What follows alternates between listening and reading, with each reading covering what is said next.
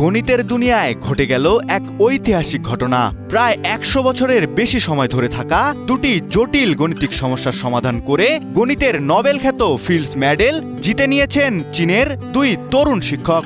যুক্তরাষ্ট্রের ফিলাডেলফিয়ার অনুষ্ঠিত আন্তর্জাতিক গণিত কংগ্রেসে তাদের হাতে এই বিশ্বসেরা সম্মাননা তুলে দেওয়া হয়। বিশ্বের বাঘা বাঘা গণিতবিদরা যেখানে জ্যামিতিক ও বৈজ্ঞানিক ধাঁধার কোনো কুলকিনারা করতে পারেননি, হাংওয়াং ও ইউদেং সেখানে নিজেদের অসামান্য মেধা ও ধৈর্যের জেরে সেই জটিল রহস্যের জট খুলতে পেরেছেন। বয়স যাদের এখনো ৪০ ছয়নি, সেই তরুণ মেধাবীরা এবার ওড়ালেন বিজয়ের নিশানা। শত বছরের জটিল গাণিতিক ধাঁধার জট খুলে বিশ্বকে চমকে দিয়েছেন দুই চীনা শিক্ষক হাংওয়াং ও ইউদেং। যুক্তরাষ্ট্রের ফিলাডেলফিয়ারে বসেছিল গণিতের মহা উৎসব। সেখানেই এক আসরেই দুই ফিল্ডস মেডেল জিতে ইতিহাস গড়ল গণচীন।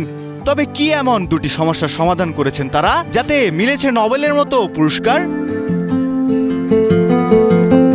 হাংওয়াং ও তার সহকর্মী জর্জালের সঙ্গে মিলে ১৯১৭ সালের জাপানি গণিতবিদ শৈচি কেকেরিয়ার উত্থাপন করা একটি পুরনো জটিল সমস্যার সমাধান করেছেন। সমস্যাটি ছিল এমন: একটি পেন্সিলকে একবার সম্পূর্ণরূপে ঘোরাতে হলে সবচেয়ে কম কতটুকু জায়গা প্রয়োজন।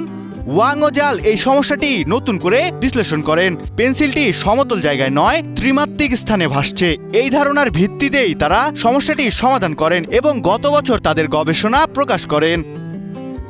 আরেকজন ইউদেং ১৯০০ সালে জার্মান গণিতবিদ ডেভিড হিলবার্টের উত্থাপিত একটি প্রশ্ন হিলবার্টের ষষ্ঠ সমস্যা নামে পরিচিত হয়। এই সমস্যার মূল প্রশ্ন ছিল অসংখ্য আলাদা কণার চলাচল থেকে কিভাবে পুরো একটি ব্যবস্থার আচরণ ব্যাখ্যা করা সম্ভব।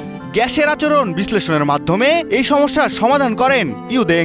এতেই চীনের দুই নাগরিক শতবর্ষী এই দুটো সমস্যার সমাধানের জন্য ফিল্ড মেডেল নিজের করে নেন।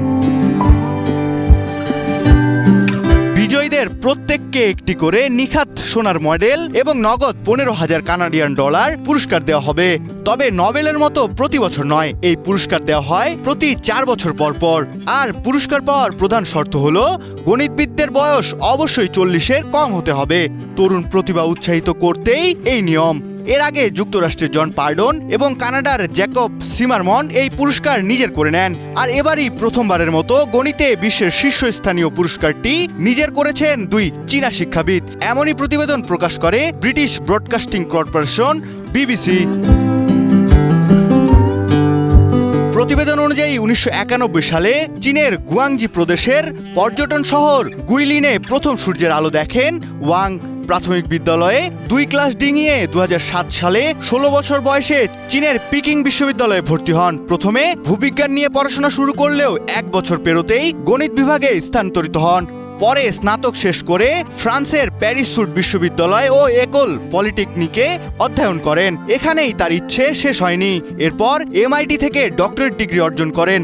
অন্যদিকে আরেকজন চীনা গণিতবিদ ইউদেং ছোটবেলা থেকেই গণিত অলিম্পিয়াড ও বিভিন্ন প্রতিযোগিতায় অংশ নিতেন। ২০০৭ সালে তিনি পিকিং বিশ্ববিদ্যালয়ে ভর্তি হন। পরে ২ বছর পর MIT-তে চলে যান। সর্বশেষ প্রিন্সটন বিশ্ববিদ্যালয় থেকে PhD সম্পূর্ণ করে ২০২৪ সাল থেকে শিকাগো বিশ্ববিদ্যালয়ে শিক্ষকতা করেন। একই সঙ্গে ফ্রান্সের ইনস্টিটিউট দেওতোয়েতুত সিয়েন্টিফিকের স্থায়ী অধ্যাপক হিসেবে দায়িত্ব পালন করছেন। গণিতবিদ ইউদেং এর এমন সাফল্য দেখে বৃহস্পতিবার রাতে ফ্রান্সের প্রেসিডেন্ট এমানুয়েল ম্যাক্রো তাকে ফোন করে অভিনন্দন জানান। এছাড়াও এক্সে দেওয়া এক পোস্টে ম্যাক্রো বলেন, তিনি আমাদের গবেষণা ও শিক্ষা ব্যবস্থার উৎকর্ষের প্রতীক, বিজ্ঞানের জন্য ফ্রান্সকে বেছে নিন। এভাবেই স্বয়ং ফ্রান্সের প্রেসিডেন্ট উৎসাহ দেন ওই চীনা গণিতবিদকে। এদিকে তাদের এমন অর্জনে আবেগ আপ্লুত চীনা নাগরিক থেকে গণমাধ্যম ব্যাপক সাড়া ফেলেছে সবখানে।